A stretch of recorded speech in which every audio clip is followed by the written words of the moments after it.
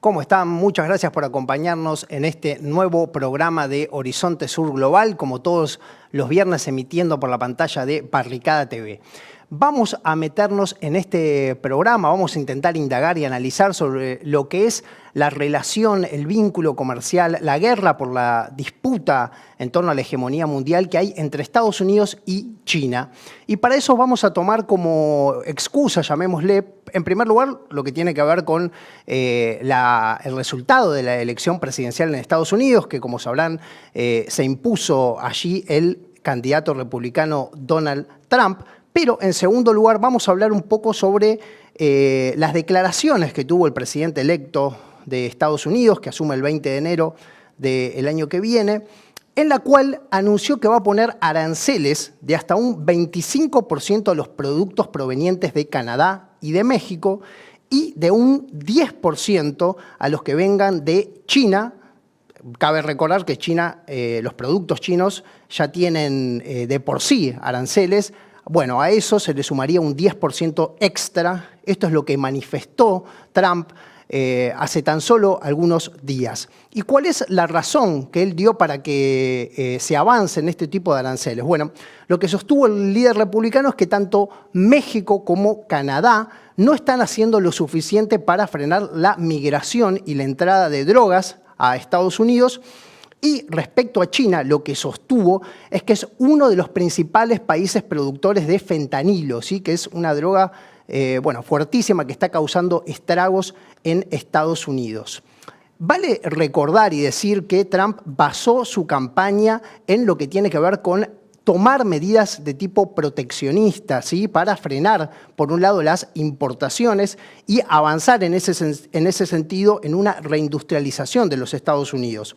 A su vez, también vale decir que esto, no es nuevo, estos tipos de aranceles que está poniendo Estados Unidos a las importaciones de otros países también fueron medidas que adoptó ya en su primera presidencia Donald Trump y también el gobierno demócrata de Joe Biden, ¿sí? Quien también tomó este camino puntualmente en lo que se refiere al vínculo comercial con China. Y remarcamos esto porque es ahí donde queremos poner el foco, ya que tiene que ver este vínculo entre Estados Unidos y China con una verdadera guerra comercial, tecnológica y armamentística que está habiendo entre estas dos superpotencias mundiales.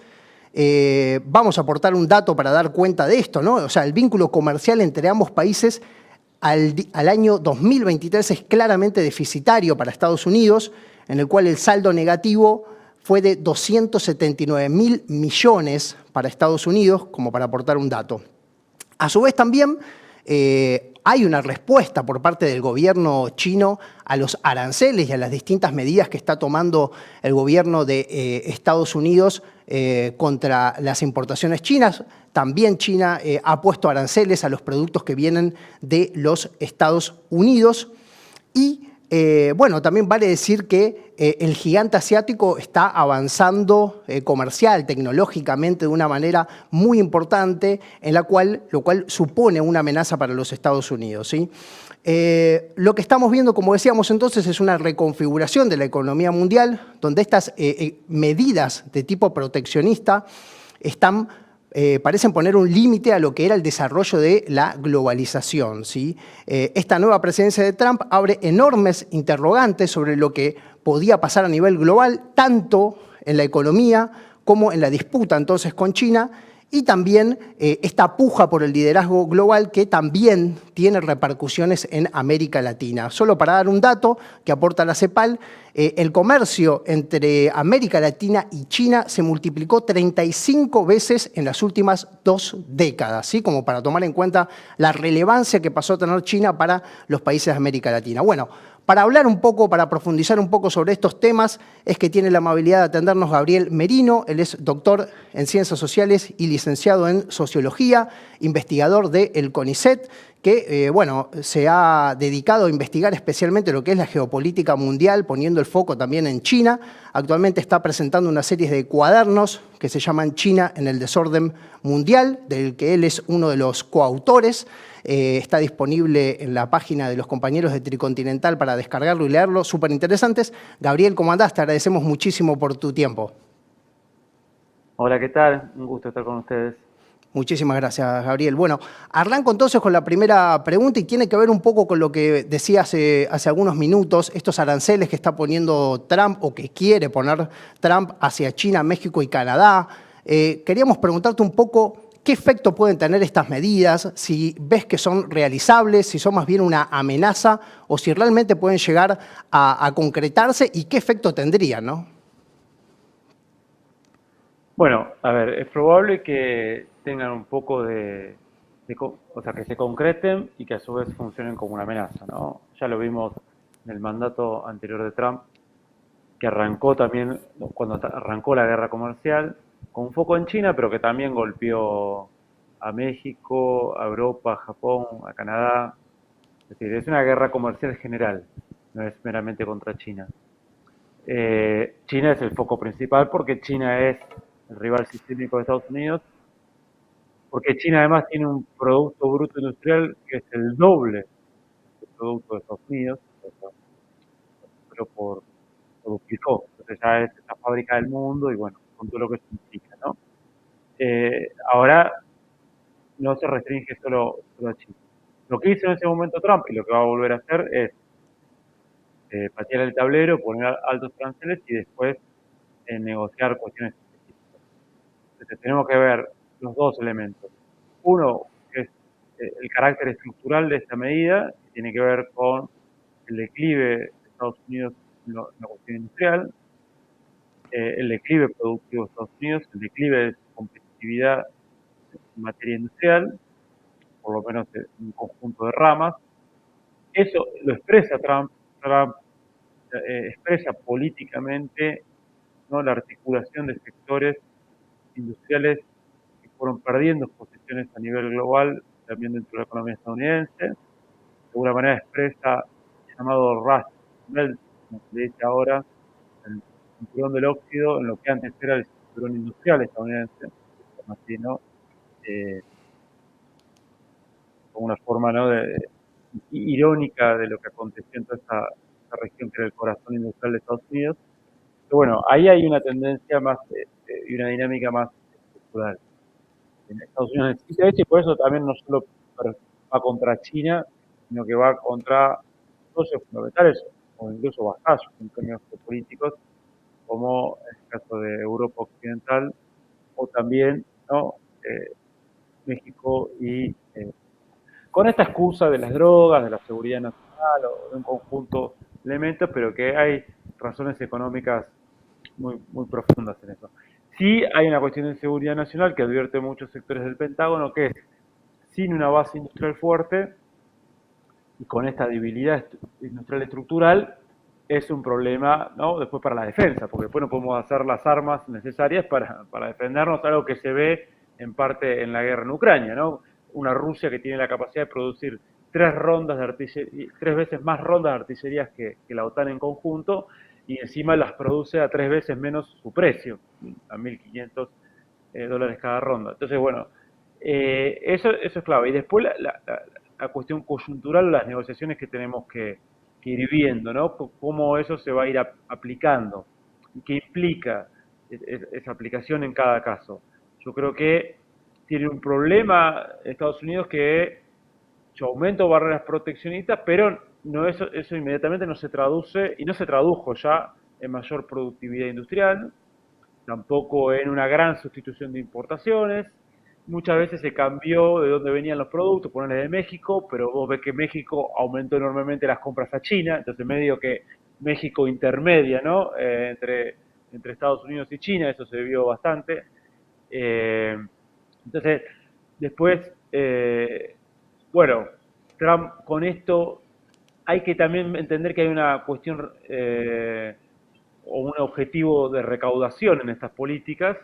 Eh, a ver, Trump también quiere con esto pagar deuda y bajar impuestos a grandes compañías. Entonces también hay un objetivo por ahí. Eso sí puede ser más factible en tanto y en cuanto, bueno, va a recaudar más por aranceles y de alguna manera va a tener más recaudación para o pagar un endeudamiento que se está volviendo descontrolado ya, o sea, que supera el 100% del PBI con creces, Bueno, tratar de disminuir los impuestos a los ricos y a las grandes corporaciones, con una idea de darle competitividad a estas compañías, pero lo que se le da en concreto muchas veces es aumento de margen de ganancias, ¿no? Bueno, que es la otra cara de esa moneda, pero hay que ver a costa de qué, ¿no?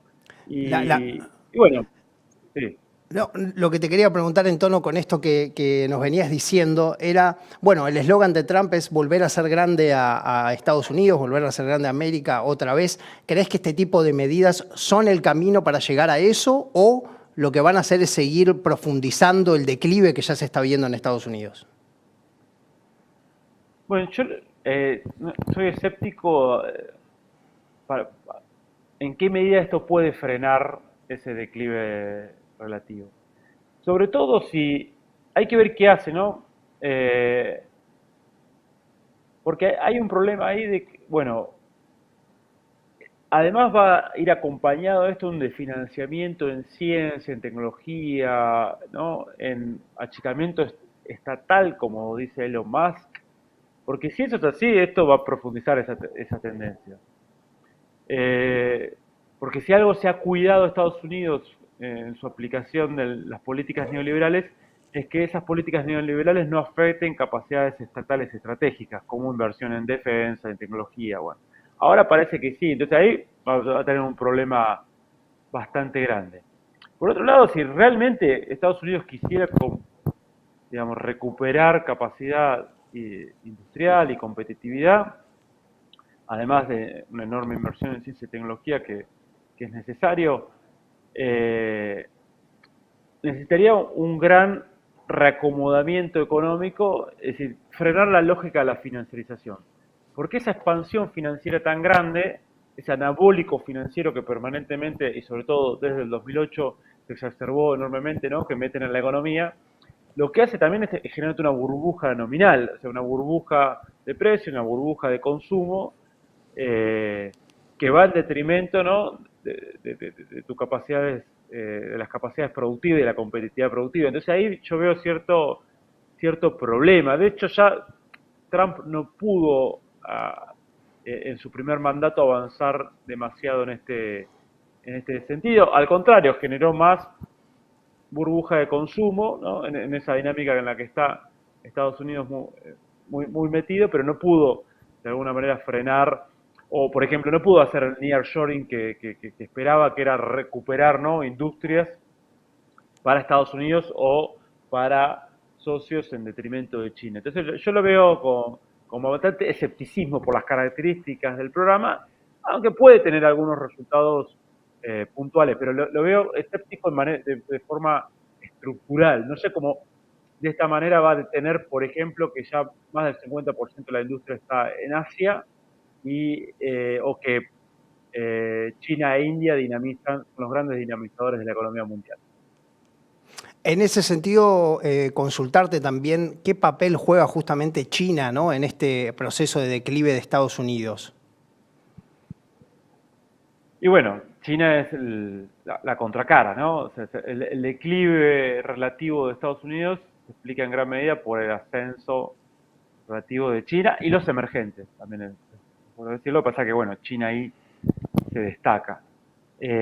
También es interesante ver eso, ¿no? Que yo creo que la guerra comercial es parte de una guerra mundial híbrida que se inicia hacia 2014, donde la tensión central es entre el viejo polo de poder dominante y los actores que son parte o están subordinados a ese polo de poder dominante, frente a los emergentes, con un destacado papel de China, pero también de Rusia y otros actores.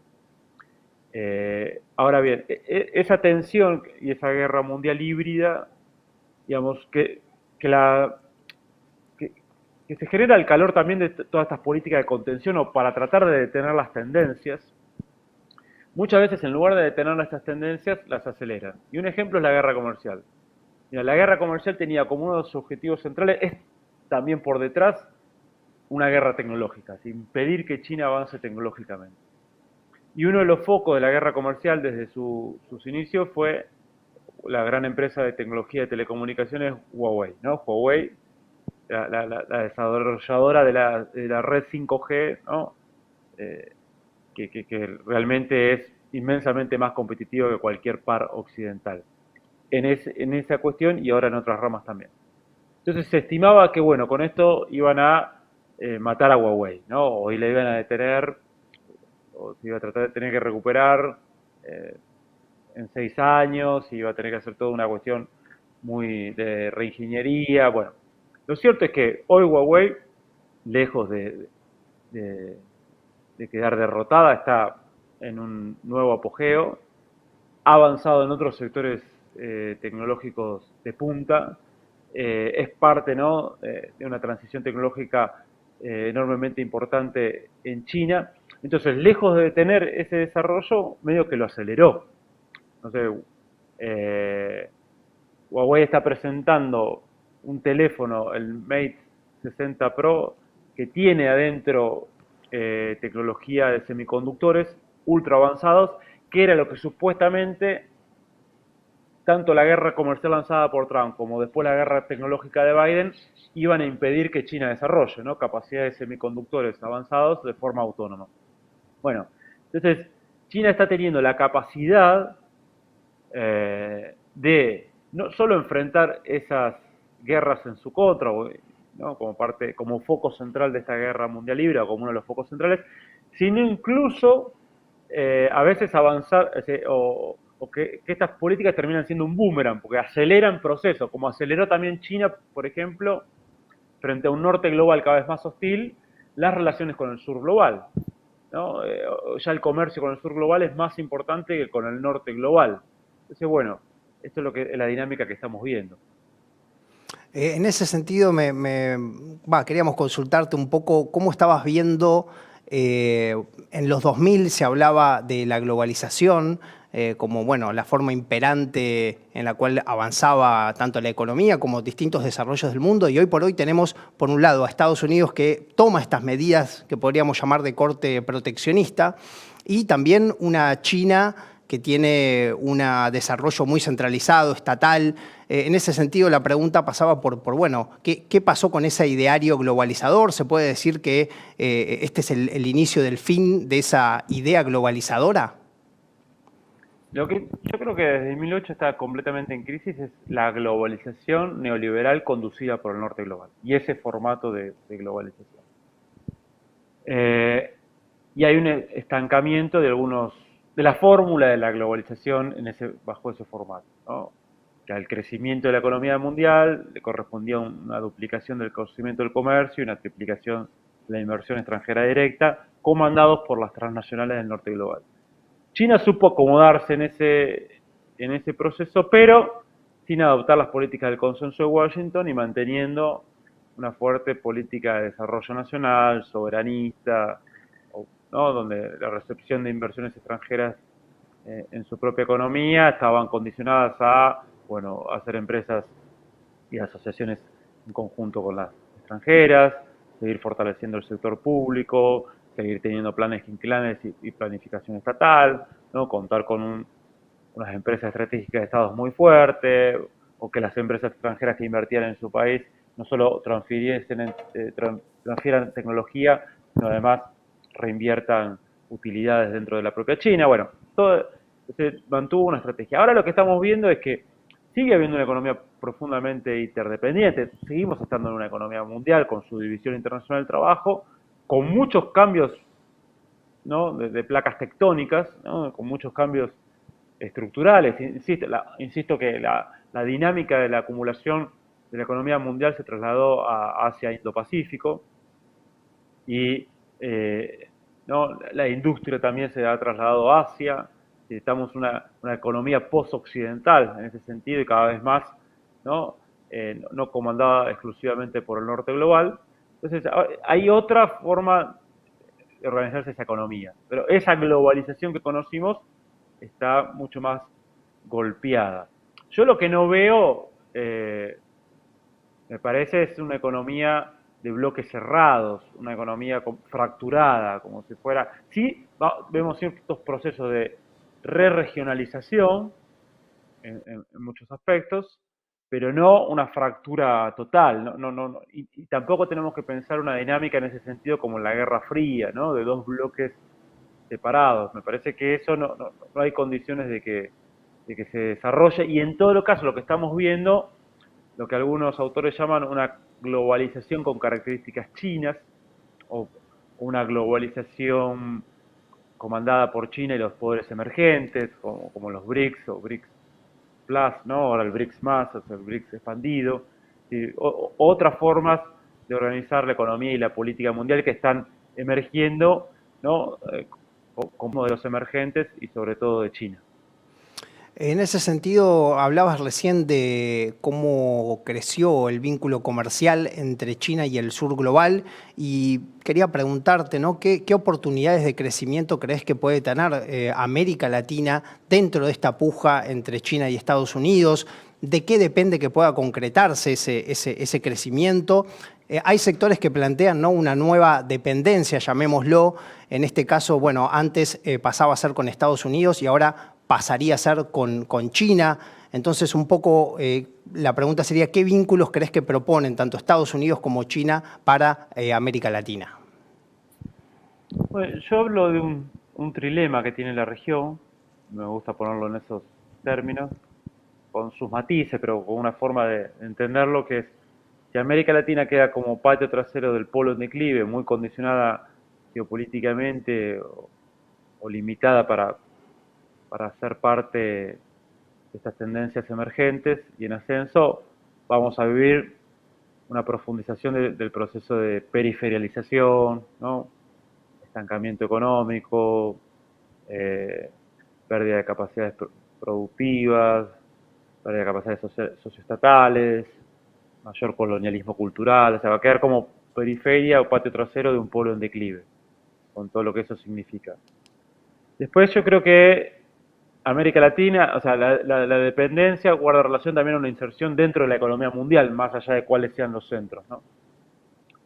Eh, entonces, si hay un centro emergente, como en el caso de China, ¿no? Y América Latina sigue con su estrategia de inserción de exportación primaria, pero sin control soberano de recursos naturales, sin capacidades tecnológicas, financieras y comerciales propias, ¿no?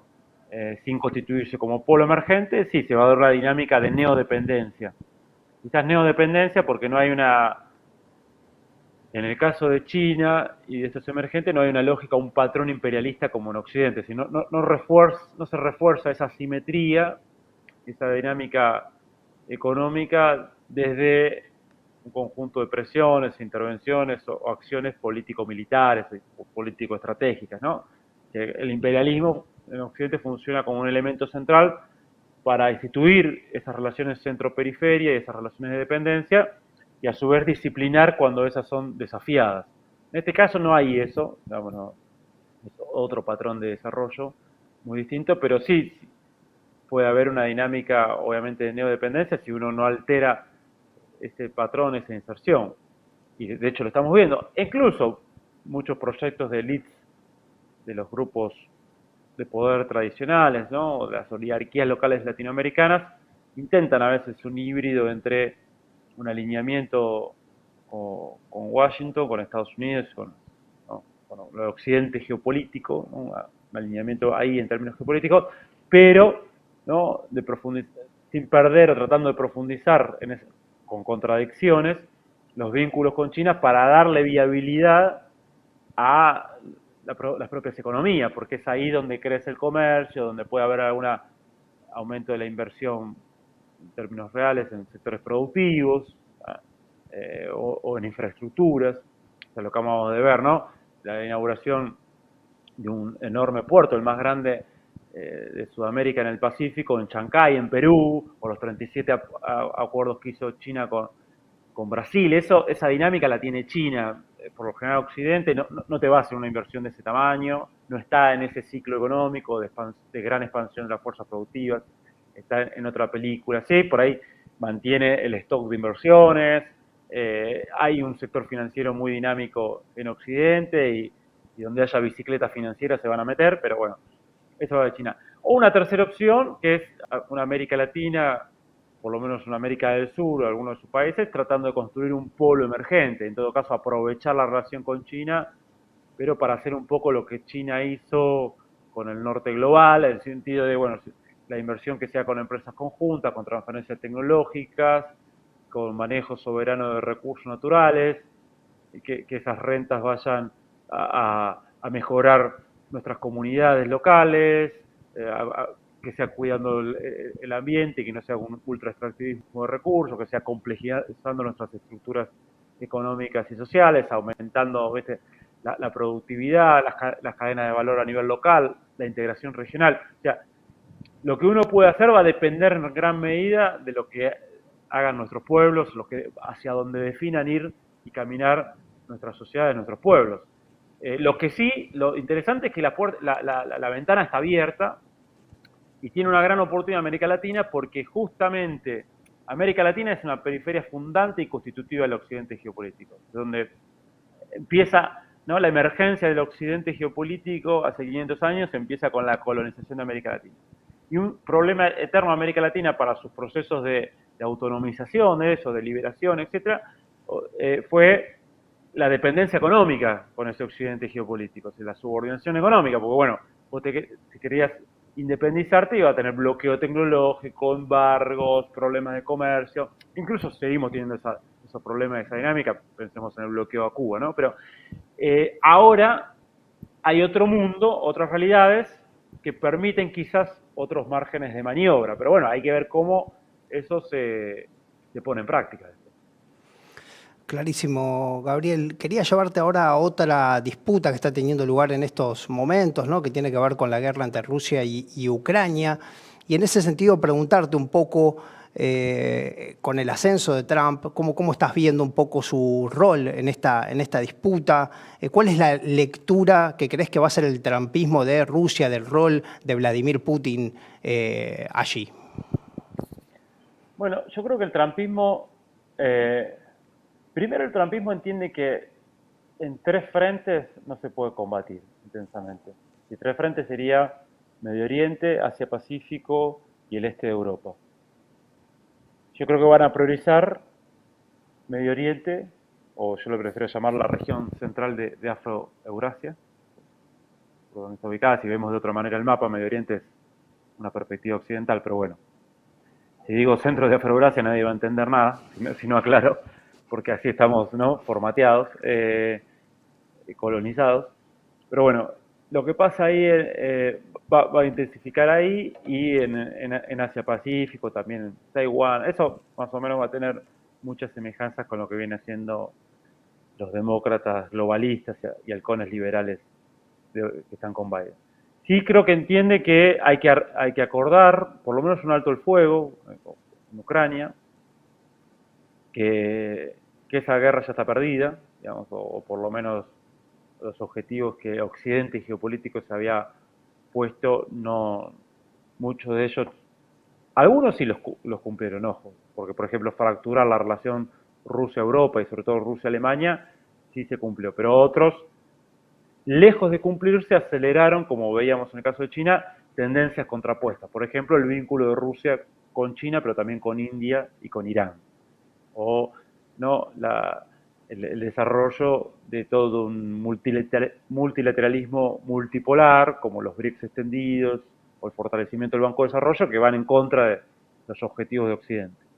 Entonces, o una Rusia que ahora parece mucho más fortalecida en el escenario geopolítico eurasiático y mundial. Entonces, bueno, esa guerra está perdida. Creo también que ahí hay una impronta nacionalista, americanista, ahí hay una tensión igual con los neoconservadores en el caso de Trump. Pero bueno, hay una idea de tomar esta premisa de Kissinger, ¿no?, de que una de las premisas, perdón por la redundancia, pero una de las premisas geoestratégicas de Estados Unidos en el siglo XX y el siglo XXI es dividir China y Rusia. En la medida que esos dos gigantes euroasiáticos forman un frente común, amenazan completamente la primacía estadounidense o anglo-estadounidense o el occidente geopolítico. Entonces, ahí, ¿no?, si en un momento era tratar de atraer a China, que era el más débil cuando estaba la Unión Soviética en los años 60-70, ahora lo que hay que tratar de atraer es a Rusia. y terminar con esa dinámica, ¿no?, de asociación entre China y Rusia que arranca en 1996-97, cuando ya en conjunto hace una primera declaración de decir hay que avanzar hacia un mundo multipolar. Ahora, ¿qué veo yo? Que es muy difícil eso en términos, o sea, deshacer ese proceso que arranca desde los años 90 entre China y Rusia, porque se ha consolidado bastante, ha avanzado bastante, ¿no? Y tiene ya un carácter estructural y comparte muchas instituciones y acuerdos. Pero bueno, creo que ahí va a tratar de jugar un Trump, ¿no?, acercándose, incluso intentando de que Rusia vuelva al occidente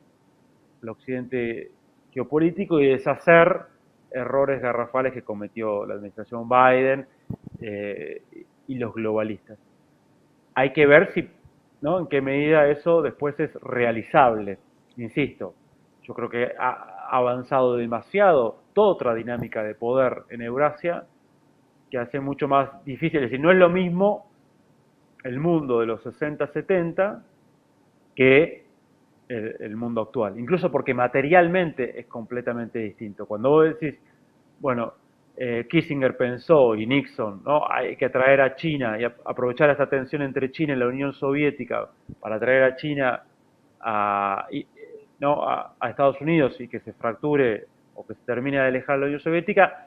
Primero, había un conflicto muy grande entre la Unión Soviética y China, incluso conflictos fronterizos y escaramuzas que no llegaron a guerra, pero que había una hipótesis de guerra entre China y la Unión Soviética.